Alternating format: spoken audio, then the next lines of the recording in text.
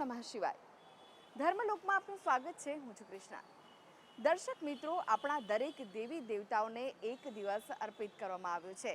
જેમ કે ભગવાન શ્રી કૃષ્ણની જન્માષ્ટમી છે, ભગવાન રામની રામનવમી અને શિવજીની શિવરાત્રિ. પણ શિવજી માટે આખો શ્રાવણ મહિનો પણ અર્પિત કરવામાં આવ્યો છે.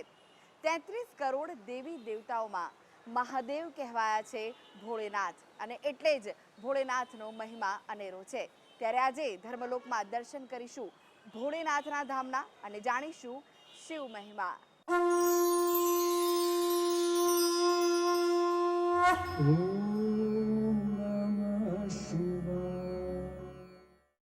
ભાવનગરના હાથપ ગામમાં આવેલું છે પડધરિયા મહાદેવનું મંદિર. આ મંદિર સાથે એક વાત જોડાયેલી છે. એવું કહેવાય છે કે સર્પ જેમ કાંચડી ઉતારે છે, તેમ આ મંદિરમાં જે શિવલિંગ આવેલું છે તે દર 12 વર્ષે પોતાનું પડ ઉતારે છે, અને એટલે જ આ મંદિરનું નામ પડધરિયા મહાદેવ પડ્યું છે. તો ચાલો દર્શન કરીએ ભાવનગરના હાથપમાં બિરાજતા પડધરિયા મહાદેવના.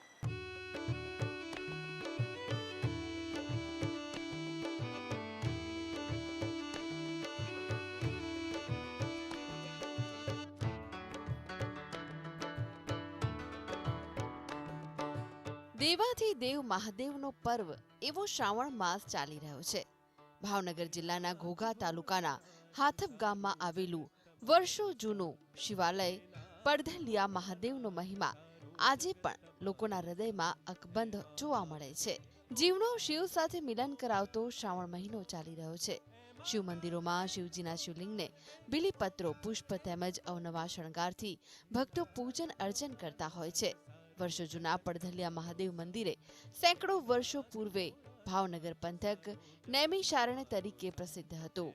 ઋષિઓની તપોભૂમિ તરીકે ભારત વર્ષમાં પ્રખ્યાત અરણ્યમાં અનેક ઐતિહાસિક મહત્વ ધરાવતી ઘટનાઓ ઘટી, જે પૈકી ઈશ્વરીય અવતારો સાથે સંકળાયેલી ગાથાઓ અમર ઇતિહાસ બની શાસ્ત્રો પુરાણોના ઉજળા પાને અંકિત થઈ ગઈ, જેના આધારે આધુનિક યુગમાં પણ ભાવિક ભક્તોમાં શ્રદ્ધા ભક્તિ અકબંધ રહી છે.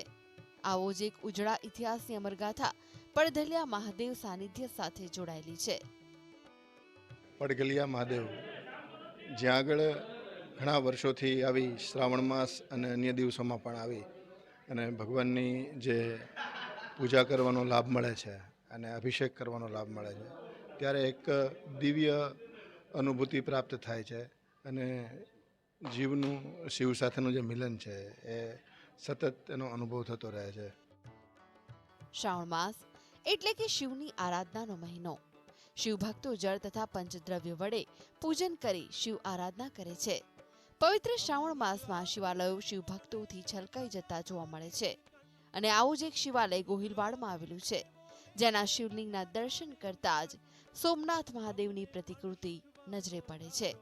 ભાવનગર શહેરથી 24 કિલોમીટર દૂર અંતરે ઘોઘા તાલુકાના હાથપના દરિયા કિનારાથી સાવ નજીક આવેલું પડધરિયા મહાદેવનું મંદિરને મહાભારતના સમયનું પૌરાણિક શિવલિંગ માનવામાં આવે છે. હાથપ ગામે બિરાજતા સ્વયંભૂ પડધરિયા મહાદેવના શિવલિંગનું દર 12 વર્ષે પડ ઉતરતું જતું હોવાથી તેનું નામ પડધરિયા મહાદેવ તરીકે પ્રચલિત થયું. ઘણા બધા અમારે યાર આ મિત્ર મંડળ મળી અને એક મહાઅભિષેક કર્યો. આજની અનુભૂતિ એવી છે કે સાગરની અંદર એક નાનું એવું પુષ્પ તણાઈને જતું હોય અને શિવલિંગ ઉપર આવીને ઊભું રહી જાય, એવું આ અનુભૂતિ થઈ છે. આવો નવો દાદા અમને લાભ આપે અને અમે સમાજની અંદર અને સેવાકીય કાર્ય અમને ભગવાન હોપે અને અમારાથી પૂર્ણ થાય એવી શક્તિ આપે. જીવનની અંદર ચડતી અને પડતી હરેકને આવવાની છે, પણ જેની પાસે સત્ય અને ધર્મ હશે ને એની કાર્ય પરાજય થઈ છે નહીં. પરજય થઈ શકશે, પરાજય થઈ શકશે નહીં. આ જે પ્રાચીન અહીંયા જે મહાદેવની સ્થાપિત શિવલિંગ છે, જે પાંડવકાલીન છે, આ અભિષેક કરવાથી એવો અનુભૂતિ થઈ કે ખરેખર અહીં મહાદેવ બિરાજમાન છે ને આજે અમે બધાય મહાદેવનો એક એવો અભિષેક કરીએ છીએ. એવો એક સરસ માહોલ ઊભો થયો કે ખરેખર બધાય મહાદેવના ઓલામાં તલ્લીન હતા અને દરેક એકબીજા ઉપર મહાદેવ ઉપર આમ વરસી રહ્યા હતા અને મહાદેવ અમારા ઉપર વરસી રહ્યો હતો, એવી અનુભૂતિ થઈ આજે અમને. આ મંદિર ખૂબ જ પૌરાણિક છે. આ શિવલિંગ પહેલા એક ઝાડ નીચે હતું. મહાભારતના સમયમાં પાંડવો જ્યારે વનવાસમાં હતા ત્યારે આ જગ્યા પર આવેલા અને આ શિવલિંગની પૂજા કરી હતી. ભીમ દરરોજ મહાદેવજીની પૂજા કરતો હોય, જેથી આ મહાકાય શિવલિંગની પૂજા કરી ખૂબ જ પ્રસન્નતા અનુભવતો અને તેને આ વનવાસમાં જંગલોમાં જ રહેવાનું હોય, જેથી આ શિવલિંગને જમીનમાંથી બહાર કાઢી પોતે જ જ્યાં ત્યાં સાથે લઈ જઈશ તેમ વિચારી તેને પણ આ શિવલિંગને જમીનમાંથી બહાર કાઢવાનો પ્રયત્ન કર્યો, પરંતુ આ શિવલિંગ તેની જગ્યા પરથી ચલિત ન થયું. તેનું કારણ હતું શિવલિંગ અત્યારે બહારથી 4 ફૂટથી વધારે ઊંચાઈ ધરાવે છે, પરંતુ તે જમીનમાં 20 ફૂટથી પણ વધુ ઊંડું સ્થાપિત છે. સમય જતા થોડા વર્ષો પહેલા શિવભક્તે આ શિવલિંગ જે ઝાડ નીચે હતું તેને ત્યાં મંદિર બનાવીને ફરી પ્રસ્થાપિત કરવાનું નક્કી કર્યું. ઝાડ કાપી તેની બાજુમાં 20 ફૂટ જેટલું ખોદાણ કરવા છતાં તેનો કોઈ અંત ન આવતા આખરે શિવલિંગ છે ત્યાં જ નવા મંદિરનું નિર્માણ કરાયું. શ્રાવણ મહિનામાં મહાદેવની ઉપાસના એટલે આખા વર્ષની એક ઉર્જા એકત્રિત કરવાનું કામ કરીએ છીએ. 1.25 લાખ બિલીપત્ર, અભિષેક, અમારા પંડિતજી અને મિત્ર વર્તુળો તમામ ભેગા થયા સાથે અને પડઘલિયા મહાદેવના સાનિધ્યમાં સરસ મજાના મહાદેવની સેવા, ઉપાસના અને પૂજન માટેનો કાર્યક્રમ ગોઠવાયો. 3 દિવસમાં 1.25 લાખ બિલીપત્રનો જાપ, બટુક ભોજન અને અલગ અલગ દ્રવ્યોથી અભિષેક, રુદ્ર, મહારુદ્ર, આ તમામ વેદોક્ત મંત્રોચ્ચાર સાથે ભૂદેવોના સથવારે અમે લોકોએ મહાદેવની આરાધના કરી. પાંડવકાલીન મહાદેવ અહીંયા બિરાજે છે. પડઘલિયા મહાદેવ એટલે ભાવનગરના હાથપ ખાતે બિરાજતા આ મહાદેવ પૌરાણિક મંદિર છે, સ્વયંભૂ લિંગ છે. વર્ષોથી લોકો અહીંયા સેવા પૂજા કરવા માટે આવે છે. મંદિરના જીર્ણોદ્વારમાં ગ્રામજનોનો ખૂબ જ સહયોગ મળ્યો. પડધરિયા મહાદેવ મંદિરે શ્રાવણ માસમાં હાલમાં ભાવિકોનો સારો એવો પ્રવાહ ભોળાનાથના દર્શન કરવા ઉમટી રહ્યો છે. બહારથી આવતા દર્શનાર્થી માટે અહીં મહાપ્રસાદની સુંદર વ્યવસ્થા કરવામાં આવી છે. અહીં ગૌશાળા પણ છે, જેમાં મોટી સંખ્યામાં ગાયોની માવજત કરવામાં આવે છે. પડધરિયા મહાદેવનો ઇતિહાસ એવો છે કે આજથી 24 વર્ષ પહેલાં પીપાના ઝાડ નીચે પડઘલિયા મહાદેવનું શિવલિંગ હતું, ખાલી મંદિર નહોતું. પછી આગળના જૈન વાણિયા શ્રી પવનકુમાર જૈન, એને દાદાએ એવી પ્રેરણા કરી કે મારે કાંઈક અહીંયા કરવું છે, એમ કે નાની ઓરડી કે જેવું એને કરવાની ઈચ્છા થઈ.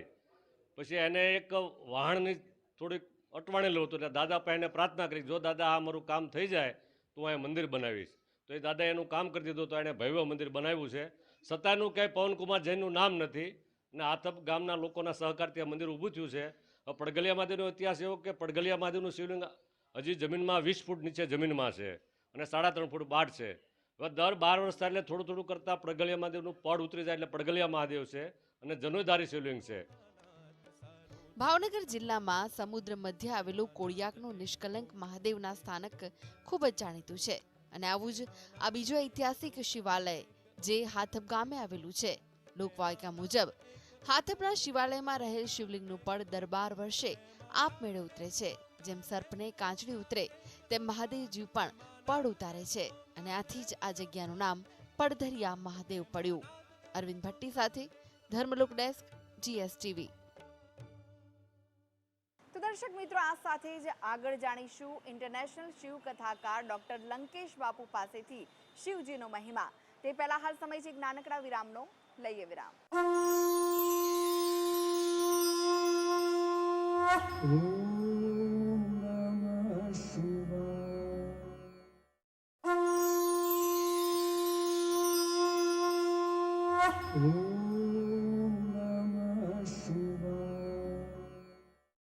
શક્તિના ધામ અંબાજીમાં દર્શન થાય છે માં શક્તિની સાથે મહાદેવજીના.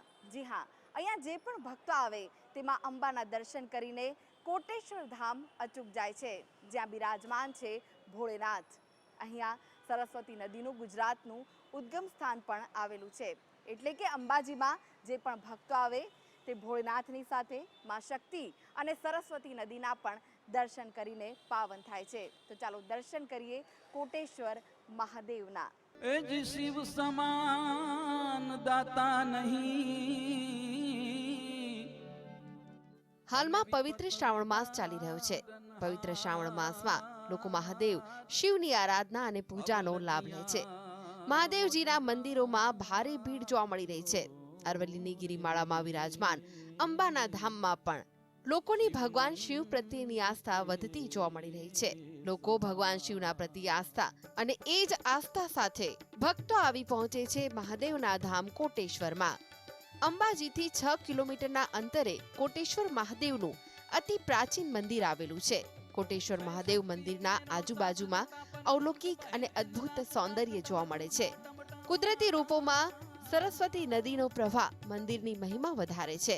પવિત્ર શ્રાવણ માસમાં કોટેશ્વર મહાદેવના દર્શન કરવા માટે દૂર દૂરથી ભક્તો અહીં આવે છે અને કોટેશ્વર મહાદેવની પવિત્ર શ્રાવણ માસની વિશેષ પૂજા અને દર્શન કરીને ધન્યતા અનુભવે છે. શક્તિપીઠ અંબાજી પાસે આવેલા પૌરાણિક શિવાલય એવા કોટેશ્વર મહાદેવ મંદિર પરિસરને વિકસાવવાની યોજના હાથ ધરાઈ છે.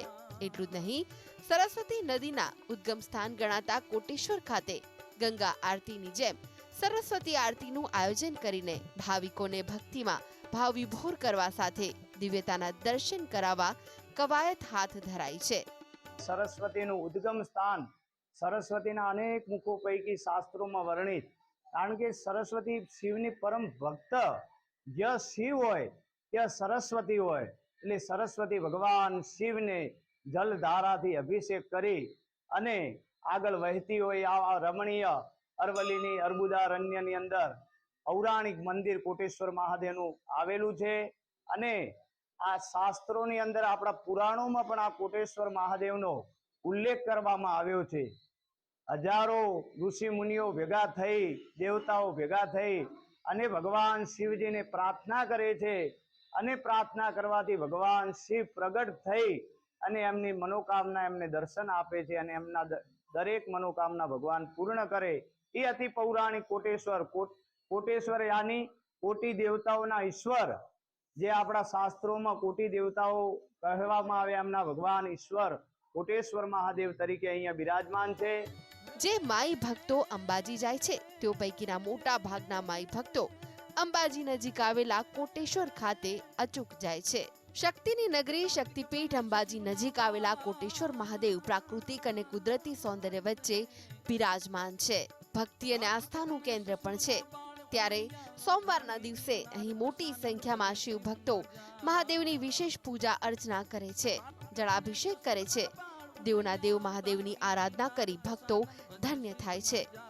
અહીંયા હું વર્ષોથી દર સોમવારે આવું છું અને અહીંના ભગવાનના પરચા એટલા બધા છે કે તમારું મનોકામના પૂર્ણ થાય છે. અહીંયા સરસ્વતી નદીના કિનારે આ પવિત્ર મંદિર આવેલું છે. આનો મહિમા બહુ મોટો છે અને અહીંયા તમે કોઈ બી તમારી મનોકામના લઈને આવો તો તમારી મનોકામના પૂર્ણ થાય છે. અહીંયા શ્રાવણ મહિના ચાલતો હોય, અહીંયા સારી પૂજાઓ અને એનું મહત્વ બહુ છે. અહીં કોટેશ્વર મહાદેવ દર્શન કરવા અંબાજી ફરવા આવ્યા હતા, એટલે મહાદેવ દર્શન કરવા આવ્યા છે અને મહાદેવના દર્શન કરીને ખૂબ જ આનંદ અનુભવી રહ્યા છે. અને અહીં પ્રાકૃતિક સૌંદર્ય બહુ સરસ છે અને અહીંયા નદી પણ કોટેશ્વર મહાદેવની બહુ સરસ છે. અહીંયા કોટેશ્વર મહાદેવ આવ્યા એટલે અહીંનું સૌંદર્ય ખૂબ જ સુંદર છે અને સરસ્વતી માતાજીનું અહીં જે નદીનું ઉદ્ગમ સ્થાન છે અને જે ખળખળ વહે છે, ખૂબ જ આનંદ આવ્યો. અને કોટેશ્વર મહાદેવજીના દર્શન કરી બીલીપત્ર વગેરે જળ ચડાવી અને ખૂબ જ અમે ધન્યતા અનુભવી છે. અમારા હૃદયમાં એક એવો ભાવ ઉત્પન્ન થયો કે બહુ જ મજા આવી, બહુ ધન્યતા થઈ અને ખૂબ આનંદ થયો. ખરેખર કોટેશ્વર ધામ ખરેખર ખૂબ જ રમણીય અને સૌંદર્ય અને દિલને શાંતિ આપે એવું સ્થળ છે. કોટેશ્વર મહાદેવજીના દર્શન માટે વધાર્યા છીએ. સાથે સાથે 51 શક્તિપીઠ અંબાજીના દર્શન કર્યા. અહીં સરસ્વતી નદી કિનારે કોટેશ્વર ધામના દર્શન કરી ખૂબ ધન્યતા અનુભવી. દાદાના દર્શન કરી અમને ખૂબ આનંદ થયો અને અહીંનું રમણીય સ્થળ ખૂબ સૌંદર્ય છે. એની મજા કંઈક અનેરી છે. કુદરતના વાતાવરણમાં અહીં ફરવાલાયક ખૂબ સૌંદર્ય છે. ભક્તો કોટેશ્વર મહાદેવના પ્રતિ એક અતૂટ બંધન અને વિશ્વાસ સાથે આવે છે. સરસ્વતી નદીના ઉદ્ગમ સ્થળ પર બિરાજમાન દેવોના દેવ મહાદેવ કોટેશ્વર મહાદેવનું અતિ પ્રાચીન મંદિર છે. ત્યારે દૂર દૂરથી ભક્તો કોટેશ્વર મહાદેવના દર્શન અને પૂજા અર્ચના કરીને ધન્ય થાય છે. સાથે સાથે મંદિર નજીક સરસ્વતીનું ઉદ્ગમ સ્થાન છે. ત્યાં ભક્તો કુદરતી અને પ્રાકૃતિક સૌંદર્યની વચ્ચે સરસ્વતી નદીના જળમાં સ્નાન કરી અને પછી ભગવાન કોટેશ્વરના દર્શન કરે છે. દેવેન્દ્ર પ્રજાપતિ સાથે ધર્મલોક ડેસ્ક, GSTV. શિવજી શોભે છે કૈલાસ. તો દર્શક મિત્રો, આજે પણ ભોળેનાથના ધામના દર્શન કર્યા, સાથે જે ભગવાન ભોળેનાથનો જે મહિમા છે તે પણ અમે આપને જણાવ્યો. આવતીકાલે ફરી મળીશું, ફરી કરીશું ભોળેનાથના ધામના દર્શન અને જાણીશું શિવ મહિમા. ત્યાં સુધી મને રજા આપશો. ઓમ નમઃ શિવાય. ઓમ